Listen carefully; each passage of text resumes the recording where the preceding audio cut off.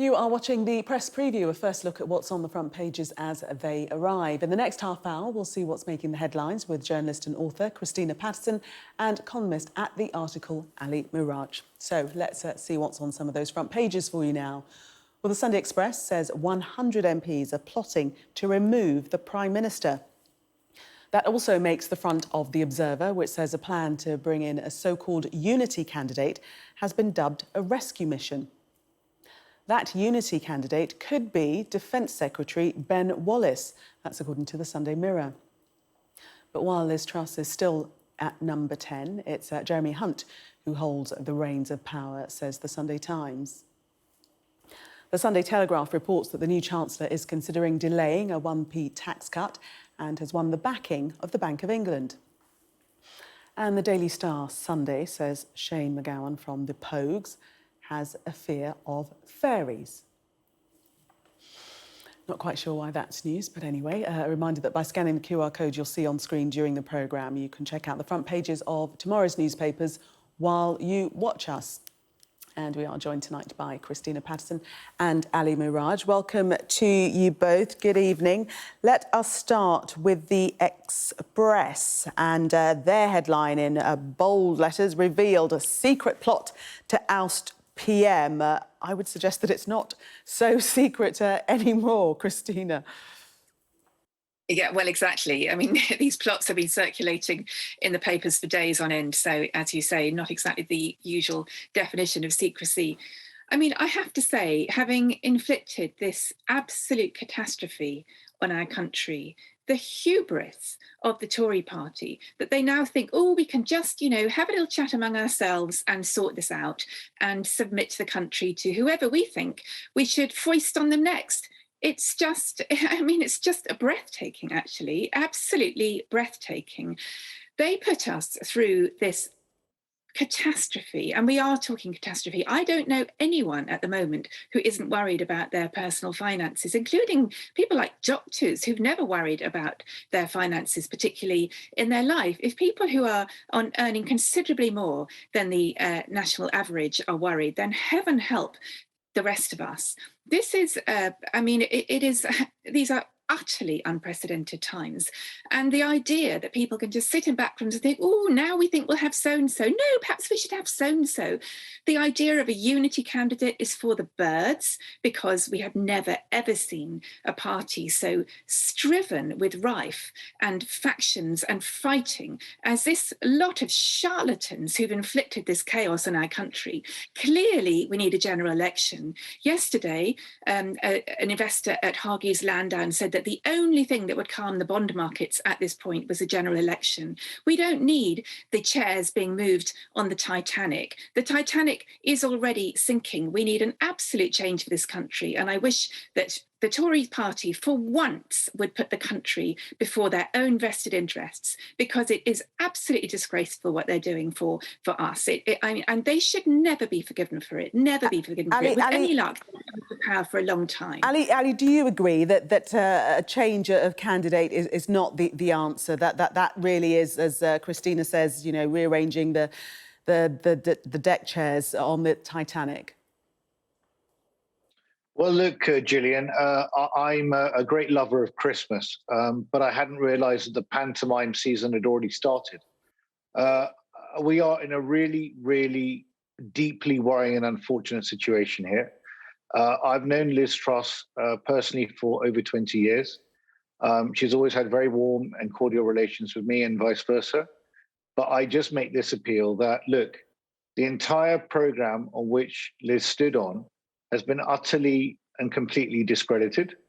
Her policies have been jettisoned and thrown overboard one by one. She now has a new chancellor in place that has reversed this pledge to keep corporation tax at 19% and not increase it. Everything that Rishi Sunak said, he was the other candidate in the Tory leadership, has come to pass. He said that the pound would be put under pressure. He said that borrowing costs would go up, that people's mortgages would be affected. It's exactly as he outlined. Liz has to go, unfortunately. This should not be dragged out. Christina's calling for an election. I personally think that there potentially should be an election, although, frankly, I don't think the Labour Party have actually got any policies. I mean, you could argue they don't need any. Keir Starmer was already looking prime ministerial just by actually looking articulate at the dispatch box. That may be the case. But look, turkeys don't vote for Christmas. Sorry to keep my Christmas analogy going, but Tory MPs are not going to vote for, are not going to go for a general election now, particularly when they know that they're going to lose their seats. Yes. The game for them is to try and minimise the loss. What they really need to do is Liz needs to go. She needs to do the honourable, decent thing now and just go. They need to put someone in place quickly. That person, in my view, has to be Rishi. I have to declare an interest. I voted for Rishi because I thought he was the most sensible guy, but I don't say it because I voted for him. I just don't think that Ben Wallace, which is being touted at the moment, has got that mandate because he didn't put himself forward in that leadership contest. He could have done, but he didn't. So I think Rishi now is being vindicated. I think it's up to, they have to go to Rishi. He might say no. He might say, look, I'm happy to hang out in Yorkshire. You had your chance, you blew it. But look, parties sometimes make mistakes. The Labour Party voted for Jeremy Corbyn. The Tories voted for Ian Duncan Smith in the early 2000s. Parties do make mistakes. Well, Jeremy Hunt has definitely said today that regarding the economy that mistakes were made. I just want to quickly, we're going to move on to the Observer, but quickly get this thought that's raised in the Express, that Kwesi Kwarteng had actually argued against Ms Truss's plan to cut taxes for the wealthiest in the mini-budget. So he wasn't completely in agreement with her, and it was her that was pushing it forward, according to the Express. Christina, very quickly. Yeah, well, I wouldn't be at all surprised by that. And I think her disloyalty is utterly breathtaking. I mean, people keep using this weird phrase, lockstep, that the two of them have been in lockstep over this whole thing. And we know that they had a pretty unified vision, which basically meant, cutting taxes for the rich and stuffing everybody else. But the fact that even Kwasi Kwarteng resisted cutting taxes for the very, very rich, I'm not surprised by that. And I think that she has behaved appallingly. I mean, she didn't even give a reason for having sacked him, because it was her policy he very clearly implemented. And she just said that she accepted essentially him being knifed in the back when she had knifed him in the back. The whole thing is surreal. She has put us through an absolute nightmare. And I think I wouldn't blame Kwasi Kwarteng. I mean, I think he's behaved appallingly. He's been utterly incompetent, careless, and has gone around talking about a little turbulence when people's futures have been, and their hopes of buying a house have been wiped out. But I agree that it's not fair for him to take the rap for this, and indeed he hasn't. Just to get another thought, Ali, you said you'd voted for Liz Truss. In the Observer, No, I voted for Rishi. Sorry. In the Observer, an MP just being quoted as saying it would be grotesque to allow Truss to endure another appearance at Prime Minister's Questions in the Commons on Wednesday after a series of humiliating U-turns. Do you think that she might be ejected before Wednesday, even this coming week? Well, look, I honestly think she needs to resign. I think that is the most decent and honourable way out of this mess. Before she's pushed, I mean, who wants to see this unedifying spectacle dragged out any longer? And the country doesn't need this. And the other thing is, I mean, if you look at some of the supply side reforms that she has been proposing, planning reform, that's not going to go anywhere. A lot of Shire Tories are going to be completely up in arms against that. You remember the algorithm when Boris Johnson had that 80-seat majority, it didn't go anywhere. It's hardly going to go anywhere now. And you look at immigration, she wants to sort of open and have a more liberal immigration policy. That may be very sensible. But certainly, again, you've got her at odds with Suella Braverman, her own Home Secretary, who's saying that she wants to reduce immigration to the tens of thousands. So even on the supply side, I can't see these reforms going through. Jeremy Hunt now is the most powerful man in the government. He's the one who's now trying to put things on an even keel. He's at one with Andrew Bailey. Andrew Bailey's come out and said that what's being suggested now is sensible. Yes, and a meeting of minds, the Governor of the Bank of England described it as. Ali and Christina, for the moment, thank you. We are going to take a break. Coming up, much more, including this story in The Telegraph. Their headline reads, John Major attacks the Crown as malicious nonsense. Stay with us for more on that.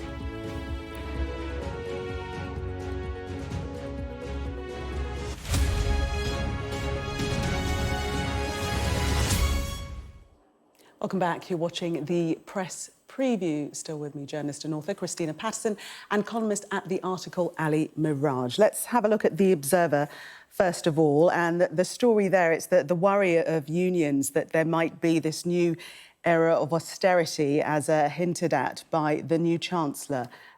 Christina, take us into this story. Yes, well, the unions, understandably, are extremely worried. I mean, the TUC represents 48 unions that represent 5.5 million workers. The main teaching union is worried, Unison is worried, all the unions are worried because nobody voted for austerity. When Boris Johnson was elected in 2019, he ran on a ticket of basically, I'm going to throw money at everything and Brexit's going to be marvellous and everything's going to be wonderful. Now, obviously, he couldn't have foreseen the war in Ukraine, and that has led to issues globally. But what we are looking at now is not to do with that. I mean, there would be an increase in interest rates, which would be affiliated with that, and of course, energy price rises. But the reason we are going through this particular crisis is because of unfunded and totally unnecessary tax cuts, which we now hear, according to the OBR, are leaving a 72 billion hole in our budget. That is unbelievable. And the net result, Jeremy Hunt is saying, and it's hard to see where the money is going to come to fill that hole because of Liz Truss's utter, breathtaking, and actually criminal carelessness, is that ordinary working people, on top of having to pay higher mortgages, higher rents, higher prices for their foods, higher energy bills, and also fund the subsidy for rich people's energy bills for years, if not decades to come. Let's just bring Ali in, Christina, because we are running out of time. Obviously, we don't know where these cuts are coming from, but the Chancellor has promised very difficult decisions to be made by the government. Ali. Well, look, real wages for key workers have been, in many cases, falling for the best part of a decade. So there is a serious problem in terms of pay in many parts of the public sector. That needs to be looked at. I mean, the reality is that governments can only do one of three things in this type of situation where public finances are under pressure. They can tax you, they can borrow, or they can cut spending. I mean, borrowing at the moment, you see the markets, they don't believe that the borrowing plans are sustainable in their current form. You need to trim somewhere, but it is going to be very painful. And I don't think the public sector clearly is going to be very amenable to this at all. And I can fully understand why. But I also think that the increase in national insurance should have just remained. I mean, we have gone through a pandemic where we borrowed 400 billion and spent on furlough schemes and other things. We're now borrowing about close to 100 billion to help people with their energy bills. This money has to come from somewhere. Ali, we have run out of time, but just to mention, we didn't get to it, and that was the Sunday Telegraph. Sir John Major has attacked The Crown as a damaging and malicious fiction and a barrel load of nonsense. And this is the forthcoming series to start next month. The suggestion is that could damage the King's reputation. Thank you both. See you in the next hour.